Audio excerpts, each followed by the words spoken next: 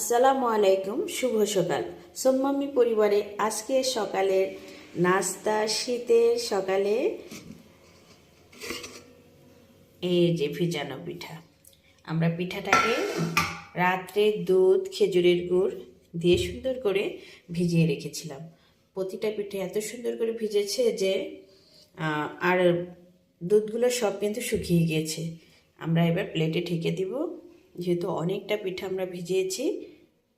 আর এই মাত্রই খুললাম সকালবেলা, এখন আমরা বেড়ে দিব।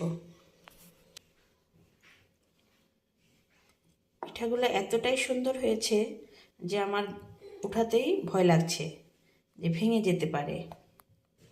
খুবই সাবধানতার সাথে আস্তে আস্তে পিঠাটা ওঠানো হচ্ছে। খুবই সুন্দর হয়েছে পিঠাগুলা, মাশাআল্লাহ। আসলে কোনো একটা জিনিস যদি তৈরি করা যায় আর সেটা যদি সুন্দর হয় আর কি, মন মতো হয়, তাহলে নিজের কাছেও ভালো লাগে, একজনকে খাওয়াতেও ভালো লাগে। মানে এতটাই নরম হয়েছে ভিজে যে আমার তুলতেই ভয় লাগছে।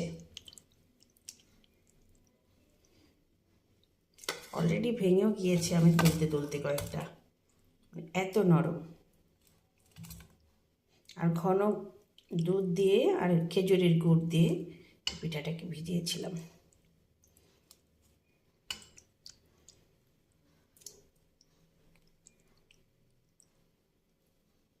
পিঠার ভিতরে দেখেন কতটা সফট হয়েছে আর ভিজেছে, যে পুরাটা পিঠা কিন্তু ভেঙে যাচ্ছে।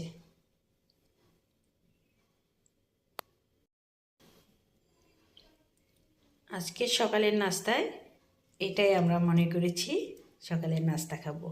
যখন ছোট ছিলাম আম্মাকে দেখতাম সকালবেলা উঠে ঘুম থেকে ডাকতো, আব্বাও ডাকতো যে তাড়াতাড়ি ওঠো, পিঠা খেতে হবে।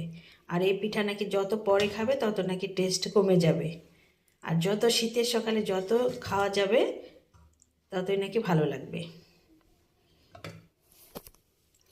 আর এত সুন্দর পিঠা হয়ে গেছে, আমি নিজেই কিন্তু মুগ্ধ। আপনারাও দেখে বলবেন আসলে পিঠাগুলা কেমন হয়েছে।